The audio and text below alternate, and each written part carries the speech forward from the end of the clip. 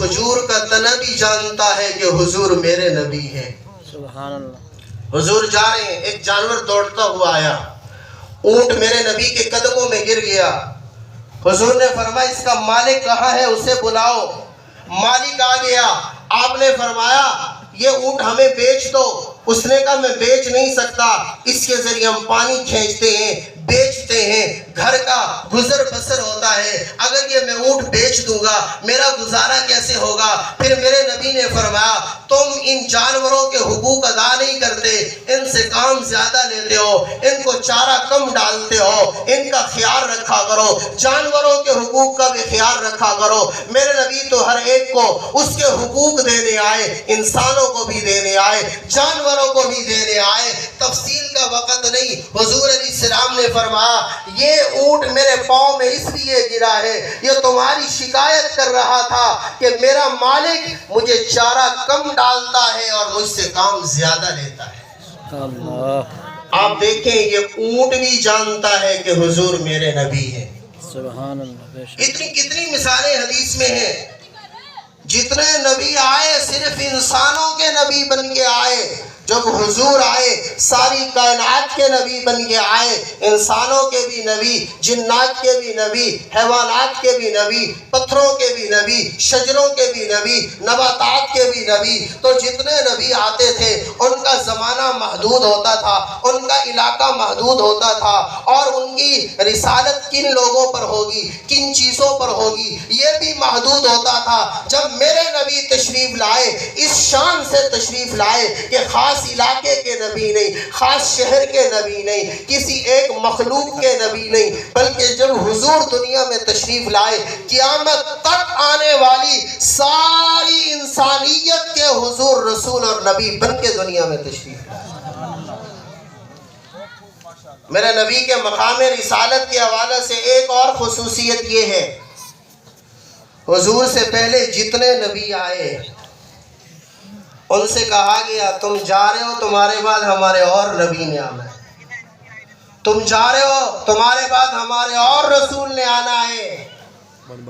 اللہ کے 1,24,000 کم و بیش نبی تو دنیا میں آئے، لیکن ختم نبوت کا تاج اللہ نے کسی نبی کے سر پہ نہیں سجایا۔ 1,24,000 نبی آئے، ان کی نبوت کا زمانہ مخصوص ہوتا تھا۔ جب ان کی نبوت کا زمانہ ختم ہو گیا، نبی دنیا سے چلا گیا، ایک نبی گیا، دوسرا نبی آ گیا، دوسرا نبی گیا، تیسرا نبی آ گیا، تیسرا نبی گیا، چوتھا نبی آ گیا، عیسیٰ علیہ السلام تک یہ سلسلہ چلاتا رہا۔ ایک نبی جاتا تھا، دوسرا نبی آتا تھا، نبی تو 1,24,000 آئے، لیکن ختم نبوت کا تاج اللہ نے کسی نبی کے سر پہ نہیں رکھا ہے۔ نبی سارے اللہ کے انتخاب کرتا ہے، لیکن جب آخری نبی کی باری آئی، ختم نبوت کا تاج سجانے کی باری آئی، اللہ نے اس کے لیے آمنہ کے لال عبداللہ کے لختے جگر حضرت محمد رسول اللہ صلی اللہ علیہ وسلم کا انتخاب فرمایا۔ ہر نبی دنیا میں آئے صرف نبی بن کر آئے، جب میرے نبی دنیا میں آئے تو خاتم الانبیاء بن کر تشریف لائے۔ سارے نبی نبی بن کے آئے، میرے نبی خاتم الانبیاء بن کے آئے۔ بولے میرے نبی آخری نبی بن کے آئے، بولے بولے حضور کیا ہے؟ آخری نبی، اللہ کے آخری نبی، بولے حضور اللہ کے آخری نبی ہیں۔ حضور کے بعد دنیا میں کوئی اور نبی نہیں۔ حضور کے بعد جو نبوت کا دعویٰ کرے وہ مسلمان نہیں۔ جیسے مرزے نے نبوت کا دعویٰ کیا، ہم اسے مسلمان نہیں مانتے، ہم مرزائیوں اور قادیانیوں کو مسلمان نہیں مانتے، اس لیے کہ ہمارا عقیدہ ہے حضور دنیا میں اللہ کے آخری نبی بن کے آئے۔ حضور فرماتے ہیں انا والساعۃ کہاتین، لوگوں میں دنیا میں اللہ کا آخری نبی بن کے آیا ہوں۔ اب میرے بعد قیامت تو آ سکتی ہے، لیکن قیامت تک میرے بعد کوئی اور نبی بن کے دنیا میں نہیں آ سکتا۔ پورا مجمع کہے حضور اللہ کے آخری نبی، سارا مجمع ہاتھ اٹھا کر کہے، ایمان کی بات ہے، حضور اللہ کے آخری نبی۔ یاد رکھیں ہمارا تو کلمہ بھی حضور کی ختم نبوت کی دلیل ہے۔ آپ قرآن سے دلائل پوچھو تو میں بتاؤں، قرآن کی 100 آیات میرے نبی کی ختم نبوت کو بیان کرتی ہیں، رحمت عالم صلی اللہ علیہ وسلم کی 210 حدیثیں میرے آقا کی ختم نبوت کو بیان کرتی ہیں۔ اس امت کا سب سے پہلا اجماع حضور کی ختم نبوت پر ہوا ہے، لیکن ان سارے دلائل سے ہٹ کے میں تمہیں یہ سمجھانا چاہتا ہوں، ہمارا تو کلمہ بھی میرے نبی کی ختم نبوت کی دلیل ہے۔ کیسے؟ ہم کلمہ پڑھتے ہیں لا الہ، آپ بھی پڑھ لیں، لا الہ الا اللہ محمد الرسول اللہ۔ اس کی ایک فضیلت، نیکیوں سے گناہ معاف ہوتے ہیں، علماء فرماتے ہیں چھوٹے گناہ معاف ہو جاتے ہیں، بڑے گناہ جب انسان توبہ کرتا ہے تو معاف ہو جاتے ہیں۔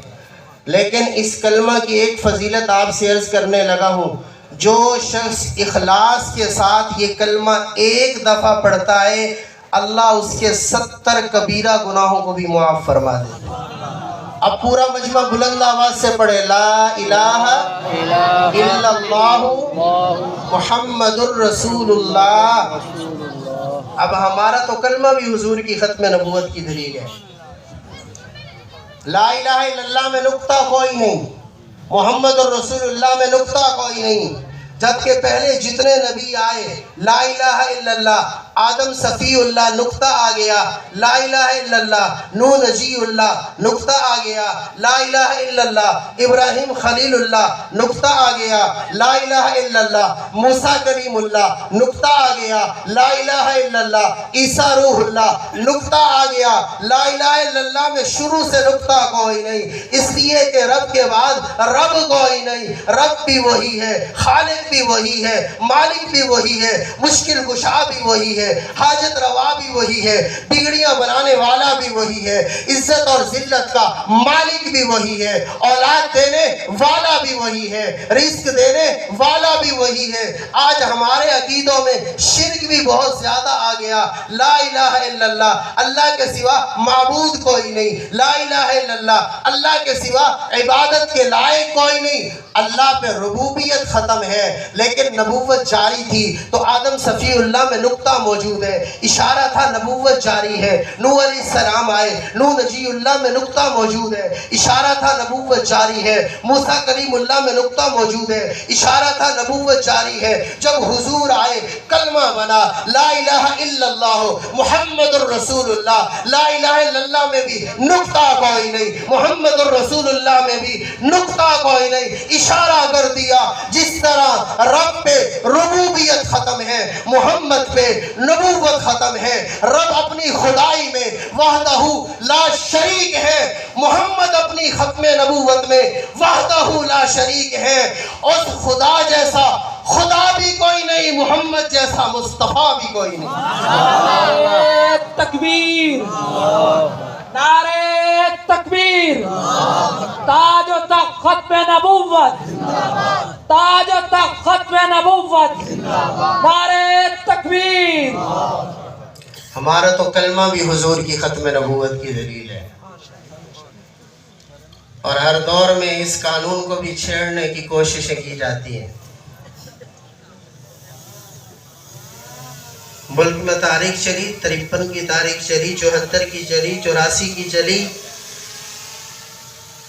حضور کے غلاموں نے جانیں قربان کر کے حضور کی عزت اور ختم نبوت کا دفاع کیا ہے، لیکن ہر دور میں اس قانون کو غیر مؤثر کرنے کی کوششیں کی جاتی ہیں۔ توجہ میری طرف، چند دن پہلے بھی ایسا ہوا، لیکن میں آپ کی وساطت سے یہ بات عرض کرنا چاہتا ہوں کہ مسلمان سب کچھ برداشت کر سکتا ہے، بھوک بھی برداشت کر سکتا ہے، پیاس بھی برداشت کر سکتا ہے، فاقے بھی برداشت کر سکتا ہے، لیکن حضور کی عزت اور ختم نبوت پہ حرف آئے، مسلمان کبھی اس بات کو برداشت نہیں کرے گا۔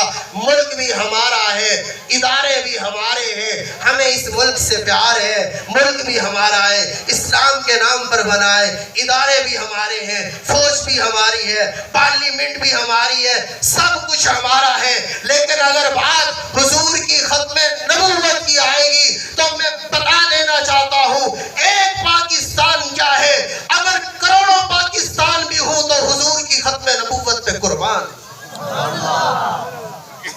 ایک دیوبند کیا ہے, ایک بریلی کیا ہے. جب بات حضور کی عزت کی آئے گی مسلمان اپنا سب کچھ قربان کر دے گا, لیکن حضور کی عزت پہ حرفانہ گوارا نہیں کرے گا انشاءاللہ. کیا ہوا, آج سازش کے تحت ساری دینی جماعتوں کو پارلیمنٹ سے نکال دیا گیا. ہم اپنی مرضی کی قانون سازیاں کریں گے, لیکن یہ غیرت مند مسلمان جاگ رہا ہے.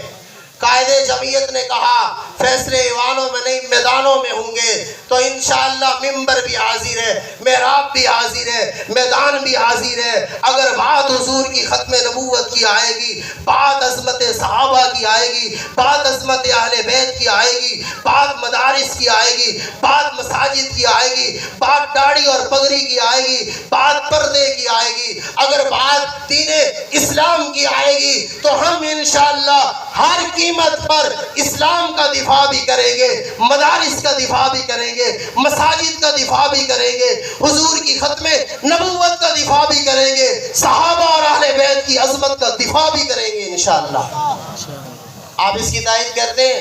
ہاتھ کھڑا کر کے کہیں ہم انشاءاللہ ان دین کا بھی دفاع کریں گے, شاعر اسلام کا بھی دفاع کریں گے. میں کفریہ طاقتوں کو پیغام دینا چاہتا ہوں, مسلمان مر بھی جائے تو شہید ہے. مسلمان اپنے دین کے لیے, دین کے شاعر کے لیے, رسول اللہ صحابہ اور اہل بیت کی عزت کے لیے اپنی جان قربان کرنا بھی سعادت سمجھتا ہے. نبی تو آئے دنیا میں, لیکن ختم نبوت کا تاج کسی نبی کے سر پہ نہیں رکھا گیا. ختم نبوت کا تاج اللہ نے میرے نبی محمد الرسول اللہ کے سر پہ رکھا ہے صلی اللہ علیہ وسلم. خاصیتیں تو بہت ہیں, آخری عرض کرنے لگا ہوں.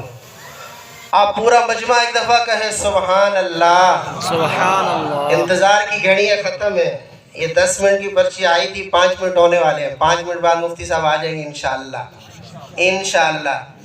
تو میں آخری بات عرض کرنے لگا ہوں, توجہ فرمائیں. جتنے نبی دنیا میں تشریف لائے, 1,24,000 نبی دنیا میں تشریف لائے, لیکن کسی نبی کی سیرت اور پوری زندگی محفوظ نہیں. علماء سے دعائیں چاہوں گا, یہ سارے اکابر علماء ہیں, میں تو طالب علم ہوں, ان سے دعائیں لینے کے لیے مجھے بٹھا دیا گیا. ان کی دعاؤں سے کام چل رہا ہے. میں بہت علمی باتیں آپ کی خدمت میں عرض کر رہا ہوں, توجہ فرمائیں. جتنے نبی دنیا میں آئے, کسی نبی کی پوری سیرت اور پوری زندگی محفوظ نہیں. آدم علیہ السلام کی پوری زندگی محفوظ نہیں, نوح علیہ السلام کی پوری زندگی محفوظ نہیں, ابراہیم علیہ السلام کی پوری زندگی محفوظ نہیں, موسیٰ علیہ السلام کی پوری زندگی محفوظ نہیں, عیسیٰ علیہ السلام کی پوری زندگی محفوظ نہیں. جتنے نبی دنیا میں آئے, کسی نبی کی پوری زندگی محفوظ نہیں. اکیلے حضور ہیں کہ حضور کی پوری سیرت اور پوری زندگی میرے اللہ نے محفوظ کر دی ہے. سبحان اللہ. سبحان. اگر حضور علیہ السلام کی زندگی اور سیرت کا کوئی گوشہ ہمارے سامنے نہ آئے, ہمارے مطالعے اور علم کی کمی ہو سکتی ہے, لیکن حضور علیہ السلام کی سیرت اور زندگی کا کوئی گوشہ محفوظ نہ ہو, اس سے امت کو رہنمائی نہ ملے, ایسا نہیں ہو سکتا. کسی نبی کی سیرت محفوظ نہیں ہے, اللہ نے میرے نبی کی پوری صورت اور پوری زندگی کو محفوظ کر دیا ہے. سبحان اللہ کہہ دیجئے. اب دیکھیں, میرے نبی کا بچپن بھی محفوظ ہے, میرے نبی کا لڑکپن بھی محفوظ ہے, میرے نبی کی جوانی بھی محفوظ ہے, میرے نبی کا بڑھاپا بھی محفوظ ہے, میرے نبی کا سفر بھی محفوظ ہے, میرے نبی کا حضر بھی محفوظ ہے, میرے نبی کا اعلان نبوت بھی محفوظ ہے, میرے نبی کا مکہ میں رہنا بھی محفوظ ہے, میرے نبی کا مدینہ میں جانا بھی محفوظ ہے, میرے نبی کی مکی زندگی بھی محفوظ ہے, مدنی زندگی بھی محفوظ ہے, میرے نبی کی تبلیغ بھی محفوظ ہے, حضور کا جہاد بھی محفوظ ہے, میرے نبی کا درس و تدریس بھی بھی محفوظ ہے، میرے نبی کا علم بھی محفوظ ہے، میرے نبی کا اخلاق بھی محفوظ ہے، میرے نبی کی اذان بھی محفوظ ہے، میرے نبی کی نماز بھی محفوظ ہے، میرے نبی کے نماز کا طریقہ بھی محفوظ ہے، میرے نبی کی نماز کی رکعتیں بھی محفوظ ہیں، میرے نبی کے جنازے کا طریقہ بھی محفوظ ہے، میرے نبی کا عقیدہ بھی محفوظ ہے، حضور کا عمل بھی محفوظ ہے، میرے نبی کے معاملات بھی محفوظ ہے، میرے نبی کی معاشرت بھی محفوظ ہے، میرے نبی کے اخلاق بھی محفوظ ہے۔ آپ کتابیں اٹھا کر دیکھیں، محدثین نے باب باندھے ہیں، میرے نبی کا غسل محفوظ ہے، میرے نبی کا وضو محفوظ ہے، میرے نبی کی نماز محفوظ ہے، میرے نبی کا ایمان محفوظ ہے، میرے نبی کا حج محفوظ ہے، میرے نبی کا زکوٰۃ محفوظ ہے، میرے نبی کی عید الفطر محفوظ ہے، میرے نبی کی عید الاضحیٰ محفوظ ہے، میرے نبی کی قربانی محفوظ ہے، میرے نبی کا حج محفوظ ہے۔ یہاں تک نہیں، میرے نبی کی شادیاں محفوظ ہیں، میرے نبی کی بیویاں محفوظ ہیں، میرے نبی کے صحابہ محفوظ ہیں، میرے نبی کے بیٹے محفوظ ہیں، میرے نبی کی بیٹیاں محفوظ ہیں، حضور بھی محفوظ ہے۔ آگے چلو، میرے نبی کا چاند کو اشارہ کرنا بھی محفوظ ہے، پیغمبر کی انگلی سے پانی کا جاری ہونا بھی محفوظ ہے، حضرت جابر کے کھانے میں رسول اللہ کا لعاب ڈالنا بھی محفوظ ہے، اس لعاب کا علی کی آنکھ پہ لگنا بھی محفوظ ہے، صدیق اکبر کی ایڑی پہ لگنا بھی محفوظ ہے۔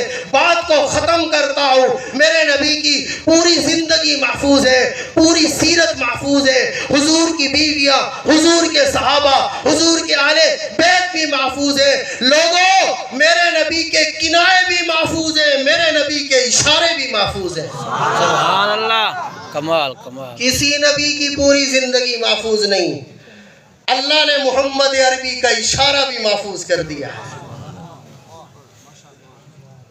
اور کسی نبی پہ اترنے والی کتاب محفوظ نہیں، محمد عربی پہ اترنے والا کلام آج بھی محفوظ ہے۔ سبحان اللہ کہہ دیجئے۔ سبحان اللہ۔ کوئی آسمانی کتاب اپنی اصلی شکل میں موجود نہیں، سب میں تبدیلی ہو گئی، لیکن قرآن کریم جس طرح حضور رحمت عالم کی ذات اقدس پہ اترا تھا، وہ قرآن آج بھی ہمارے پاس موجود ہے۔ اللہ نے اس قرآن کی حفاظت کا ذمہ لیا ہے، اللہ نے اس قرآن کو محفوظ کر دیا ہے۔ بڑے بڑے قرآن کو مٹانے والے آئے، قرآن کو مٹانے والے مٹ گئے، کوئی قرآن نہیں مٹا سکا۔ قرآن کی صورت تو دور کی بات ہے، قرآن کی آیت تو دور کی بات ہے، کوئی قرآن کی زبر اور زیر میں تبدیلی نہیں کر سکا۔ جس طرح قرآن حضور علیہ السلام کی ذات اقدس پہ اترا تھا، آج 14 صدیاں گزرنے کے بعد بھی وہ اللہ کا قرآن ہمارے پاس ویسا کا ویسا محفوظ ہے۔ سبحان اللہ۔ اور ایک بات اور کروں، کسی آسمانی کسی نبی پہ اترنے والی کتاب کا حافظ دنیا میں کوئی نہیں، یہ اللہ کا قرآن ہے جس کے حفاظ بھی دنیا میں موجود ہیں۔ ہمارے ان مدرسوں میں آؤ، 5-6 سال کا بچہ، 7-8 سال کا بچہ تمہیں پورے اللہ کے قرآن کا حافظ نظر آئے گا۔ آج پوری دنیا کفر کی نظریں پاکستان پر ہے، اس لیے کہ پاکستان دین کا مرکز ہے۔ آپ کو پتا ہے سعودی عرب جہاں قرآن نازل ہوا ہے وہاں سال میں 5000 قرآن کے حافظ بنتے ہیں، اور آپ کو پتا ہے آپ کا ملک پاکستان، آپ کے پاکستان کے دینی مدارس ایک سال میں کتنے قرآن کے حافظ تیار کرتے ہیں۔ اس سال جو وفاق المدارس کا امتحان ہوا، جو مدارس وفاق کے ساتھ ملحق ہیں، ان مدارس نے ایک سال میں قوم کو 1 لاکھ سے زیادہ قرآن کے حافظ دیے۔ کہتے ہو مدارس کا کردار کیا ہے؟ آج حال یہ رمضان آ رہا ہے، مسجدیں کم میں حافظ زیادہ ہے۔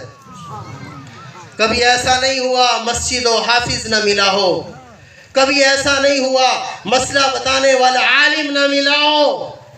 یہ آپ کے دینی مدارس کا کردار ہے۔ یہ مدارس آپ کو قرآن کے حافظ بھی دیتے ہیں، قرآن کے قاری بھی دیتے ہیں، دین کے مفتی بھی دیتے ہیں، دین کے علماء بھی دیتے ہیں، اور یہ قرآن کا اعجاز ہے، میرے نبی کا معجزہ ہے۔ کسی کتاب کا حافظ دنیا میں موجود نہیں، آج دنیا میں قرآن کریم کے کروڑوں حافظ موجود ہیں، کہیں الحمدللہ۔ اور یہ بھی مقام رسالت ہے میرے نبی کا۔ کتابیں تو اور نبیوں کو بھی ملیں، 100 سے زیادہ صحیفے اللہ نے نازل فرمائے، 4 بڑی کتابیں آسمانوں سے اتاری گئیں، لیکن یہ بھی میرے نبی کا مقام رسالت اور مقام نبوت ہے۔ جب تورات کی باری آئی، موسیٰ علیہ السلام کو بلایا گیا، موسیٰ علیہ السلام چل کر تورات لینے کے لیے گئے۔ انجیل کی باری آئی، عیسیٰ علیہ السلام چل کر انجیل لینے گئے۔ زبور کی باری آئی، داؤد علیہ السلام چل کر زبور لینے گئے۔ لیکن جب قرآن کی باری آئی، حضور کو چل کے جانا نہیں پڑا، یہ نہیں کہا آقا فلاں جگہ آؤ تو قرآن ملے گا، فلاں جگہ آؤ تو قرآن ملے گا، نہیں، بلکہ جہاں حضور گئے جبرائیل قرآن لے کے وہاں آئے، حضور مکہ میں آئے، قرآن مکہ میں آیا، حضور مدینہ میں آئے، قرآن مدینہ میں آیا، حضور بدر میں آئے، قرآن بدر میں آیا، حضور احد میں آئے، قرآن احد میں آیا، پیغمبر احزاب میں آئے، قرآن احزاب میں آیا، پیغمبر سفر میں تھے، قرآن سفر میں آیا، پیغمبر حضر میں تھے، قرآن حضر میں آیا، حتیٰ کہ اگر میرے نبی امی عائشہ کے بستر پہ آئے تو قرآن بھی امی عائشہ کے بستر پہ آیا۔ سبحان اللہ۔ یہ بھی میرے نبی کا مقام رسالت ہے۔ ہر نبی کو کتاب لینے کے لیے جانا پڑا، حضور کو جانا نہیں پڑا۔ حضور جہاں گئے جبرائیل قرآن لے کر وہی حضور کی خدمت میں آئے۔ علماء فرماتے ہیں جبرائیل علیہ السلام 26,000 مرتبہ قرآن لے کر حضور کی خدمت میں آئے۔ یہ میرے نبی کا مقام رسالت ہے۔ آج ہم دعوے تو کرتے ہیں ہم عاشق رسول ہیں، ہم رسول اللہ کے غلام ہیں، لیکن افسوس ہم نام کے مسلمان رہ گئے۔ اللہ نے اس امت کی کامیابی 2 چیزوں میں رکھی ہے، 2 چیزیں اللہ نے اس امت کی کامیابی کے لیے اتاری ہیں۔ اپنا کلام بھی اس امت کی کامیابی کے لیے اتارا ہے، اور رسول اللہ کی سنت کو بھی اس امت کی کامیابی کے لیے اللہ نے بنایا۔ اس امت کی کامیابی قرآن پر عمل کرنے میں ہے، اس امت کی کامیابی رسول اللہ کی سنت اور طریقے پر چلنے میں ہے۔ لیکن اور اس بات کو میرے نبی نے خود بیان فرمایا، حجۃ الوداع کا موقع ہے، میرے نبی کا آخری عالمگیر خطبہ ہے۔ حضور ارشاد فرما رہے ترکت فیکم امرین لن تضلوا ما تمسکتم بہما کتاب اللہ و سنت رسولہ۔ لوگوں میں محمد دنیا سے جانے والا ہوں، 2 چیزیں تم میں چھوڑ کے جا رہا ہوں۔ اللہ کے نبی کیا چھوڑ کے جا رہے ہو؟ فرمایا 2 چیزیں چھوڑ کے جا رہا ہوں، جب تک امت ان 2 چیزوں کو مضبوطی سے تھامے رکھے گی، ان پر عمل کرتی رہے گی، میری امت کبھی بھی گمراہ نہیں ہوگی۔ اللہ کے نبی وہ 2 چیزیں کون سی چھوڑ کے جا رہے ہو؟ فرمایا ایک اللہ کی کتاب چھوڑ کے جا رہا ہوں، دوسرا میں محمد اپنا طریقہ چھوڑ کے جا رہا ہوں۔